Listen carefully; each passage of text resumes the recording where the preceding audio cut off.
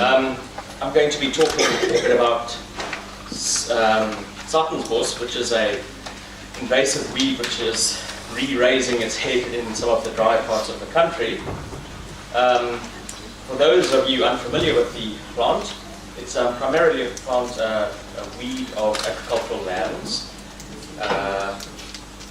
Not so much open felt, it doesn't tend to invade open felt, but it invades lands, crop lands, from small vegetable gardens, backyard gardens, through to large irrigation schemes. There's some pictures of it invading lucerne fields. It can spread by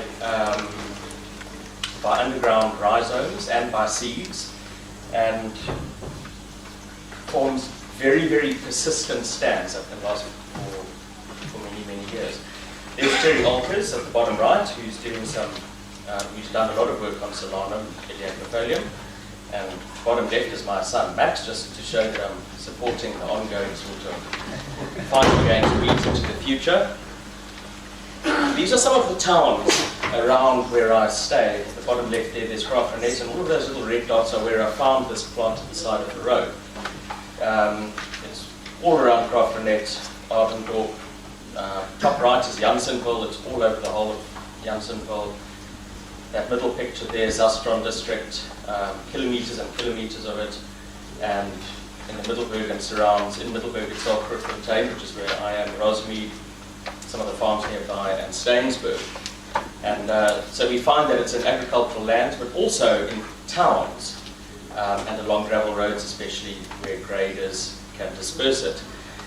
At Grootfontein, we have we've made a Eradicate Satansbos Action Group. Hubert Forster, who's a co-author of mine, has done this, and we have a whole lot of stakeholders, and we're going to try to get money from the expanded public works program. It has been promised to us, hopefully we'll get it as well, and the approach there will be hopefully that we can use some of that money for herbicide and for people to eradicate it. Grootfontein itself, our approach, and I hope that some of you have some feedback on this. We're looking at it in four ways. Firstly, biocontrol. What we'd like to do is to try to, either on farms or alternatively on the experiment station itself, produce the biocontrol agents, breed them and allow them to be available for people who want to distribute them elsewhere. Research we'll talk about. Information, we want to expose the public to it, take to schools and to farmers and so on. The talks that we've had on social media and so on have been very interesting, and we hope to pursue some of those ideas. And then monitoring as well, we want to monitor where this plant is on farms, in towns, and we hope there to have a public, social media or citizen science type approach where people can in some way report and let us know where this plant is occurring. My principal interest is in the research that we should undertake into controlling this plant. And there are a few ideas that we've had. Firstly is to look at the registered herbicides and the herbicides that have been registered for it already, and how we can work with them. The registered herbicide is Tomahawk, peroxide.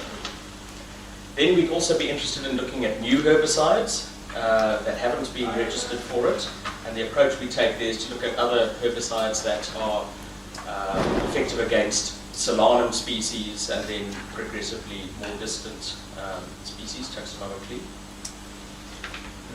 What our previous speaker was talking about is interesting, is that is it possible to apply herbicide and get it to go throughout that plant and kill the dormant buds? You don't need to worry about the carbon underneath the soil and the carbohydrate reserves if we can kill those buds. Grazing by herbicide interactions, grazing down the lucerne or the pastures, and reducing the leaf area index and then applying herbicides. That's another area that we're interested in looking at. Defoliation, I think a basic mechanistic understanding of how the plant responds to defoliation, to clipping, is important, and I think something that we haven't looked at in enough detail in many species. We just look if they die or not. We don't really understand the mechanism of what's happening. And the fourth one, which is maybe the most important one, and I think the direction that Australia has taken, is that of competitive exclusion. Satansbos isn't the most competitive plant on its own. It's actually quite a poor competitor.